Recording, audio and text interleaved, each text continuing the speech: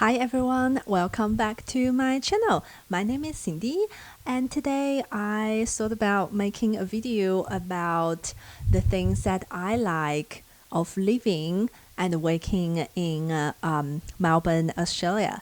I will probably more focus on the working side of things in this video, and I might make more videos about living, about other benefits, different culture, different society norms. So today let's talk about work.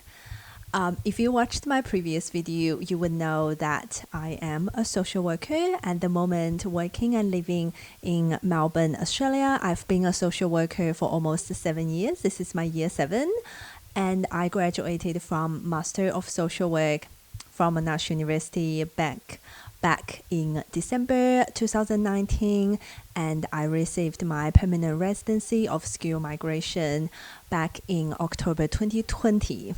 So today the focus is more on general work, not just the social work. I will make lots of more videos talking about social work, so being a social worker specifically, but today it's just more on the culture difference side. Growing up in China, I see my parents work extremely hard. They didn't have enough money to hire a nanny. I was actually brought to my parents' workplace a lot, and I know lots of my cohorts, lots of my classmates, they would be left to look after by their grandparents during summer holidays or winter holidays. Parents work really hard, and it's really, you don't move around a lot, but since moving to Australia and then start working in a professional role, I learned that there's so much difference in working in China and working in Australia. Here are a few things that I really enjoy, and I think you might enjoy if you move here and start working here as well. So first, what I like the most about working in Australia is a flexible work arrangement. Post-COVID, a lot of workplace now offers a flexible work arrangement, which is the hybrid work model. My husband's company provides 2 days working at home and 3 days working in the office. And my workplace, the organization, community service organization I work for, it's very flexible. You only need to be in the office when you need to. When you have a client visit, when you have meetings that has to happen in person, or there are activities that's happening in office that needs everyone's attendance. On average, I probably go into the office about 2 days a week, and the rest of 3 days I am able to work from home. And you can see I set up this one of the bedrooms as my work from home space, work from home office. So that's a flexible work arrangement. And the second one is a general supportive management culture. In Australia, most of the workplaces requires to have a one-on-one, a check-in session. In social work, we call that supervision. In most of health-related practice, you probably call that supervision as well. So supervision or one-on-one is the time that you get a check-in from your line manager, and you can share your concerns, areas you need support, or you need to report your work, or your managers or your line managers will need to give you some guidance and direction. I love the work culture here. If you can find a team that the team culture is what you feel comfortable and you like and you can fit in, it's really a nice experience to think about. I'm going to work, and we go to the kitchen and make a coffee first, and we can go to a cafe. If there is a birthday coming up from the team, one of the team members, we can go out on a little bit extended lunch break to celebrate the birthday. Everybody can chip in a little bit money to buy a birthday present for that person. You just feel, at least myself, I feel valued. I feel that people care about me from my workplace, and it makes me generally feel really positive thinking about going to work. And the third one is the work-life balance. Lots of the social work or health related organizations has family-friendly policy, which means when it is school holiday time, the parents that working in the team actually has the priority to take time off. That way we can support each other. Let's say there is a colleague of mine who is a parent whose children are school age, and this person would always be prioritized if this person wants to take time off, especially during school holidays.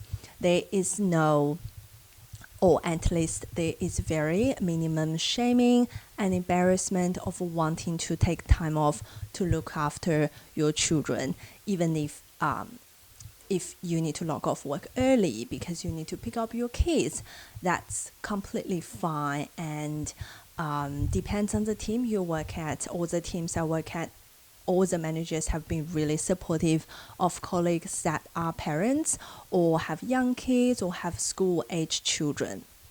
So that's another benefit I see of working in Australia, the work-life balance.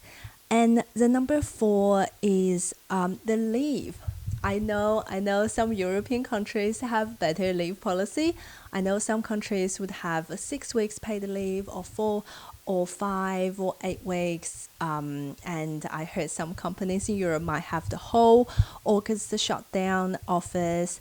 That sounds really nice. But in Australia, what we have is minimum for a full-time worker. Full-time means you work 7.6 hours per day or 8 hours per day, and you work 38 or 40 hours per week. That classifies you as a full-time worker. As a full-time worker, you are entitled to have 4 weeks of annual leave each year, which is 20 weekdays, 20 work days, excluding all the public holidays, which you get paid for not working anyway. So it's quite a bit of leave, and you can accumulate your annual leave into a longer holiday as long as your line manager approves. There is also sick leave. You have about, depending on different company you work for, you have probably about 10, 12, 15 days each year for sick leave and personal leave, which is also paid. There is also purchase leave if your company allows that. Purchase leave means you can take a small pay cut from your each pay slip. That money contributes to your unpaid leave. For instance, I can apply to get paid a little bit less each week. That little bit of less money makes up to be 2 weeks pay. Then my annual leave becomes from 4 weeks to 6 weeks. Does that make sense? So if you are willing to sacrifice a little bit of your pay, you can actually get a longer above the standards annual leave that's paid.